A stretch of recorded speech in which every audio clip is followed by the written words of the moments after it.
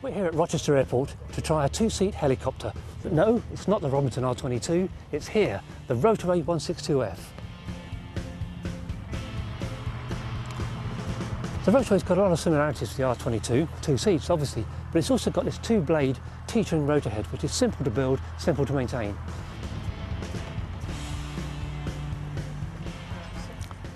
Unlike the R22, the Rotorway uses its own engine. It's 162 cubic inches, which is 2.65 litres, produces about 150 horsepower. We sent our man Dennis Kenyon up to fly it.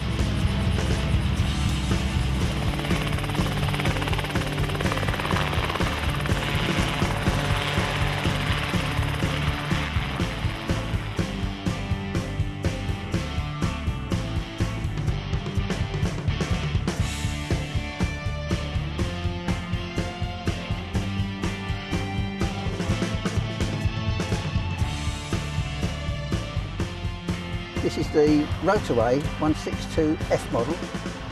It's no longer a current model because it's about to be replaced by a thing called the Talon, the 600 Talon, but it superseded the original executive machine. Got two-seater, as you can see. Quite unusual to have a machine of this quality as a kit build, but that's what it is. So what's it like to fly, Dennis?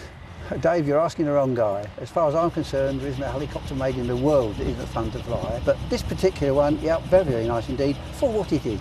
It handles pretty similar to Robinson 22. It's slightly twitchy. Has a better, in my view, a better cyclic system.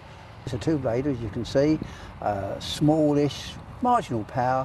It's as safe to fly in feeling very much as a 22 or any other helicopter I've flown. And being a kit built, you'd expect it perhaps to have a poorer record. My research shows that it's about the same as most other helicopters. We did some alterations. The alteration entry was as good as an Enstrom, in fact almost a Jet Ranger. And I think in no time at all you'd be handling it exactly the same as a 22 or for that matter a 300. Bought her back in August last year. Now I'm just getting used to flying. I've done my LST. I've got about 7 hours P1 now. Getting used to the quirks of the machine, very happy with it, and looking forward to more flying through the summer. I've been aware of Rotorways for many years, and Carl Cochran from Aviate Helicopters introduced me to an owner, and having sat in with him and doing some flying, I realised they're perfectly capable machines and nice to fly. Certainly the cheapest way to fly rotary. So I took a trip up to Southern Helicopters, had a look around what they had to offer. I preferred a built machine rather than a building machine because the time commitment to build a machine from scratch I didn't have, and found that thing sitting there. But there she is. Very happy with her.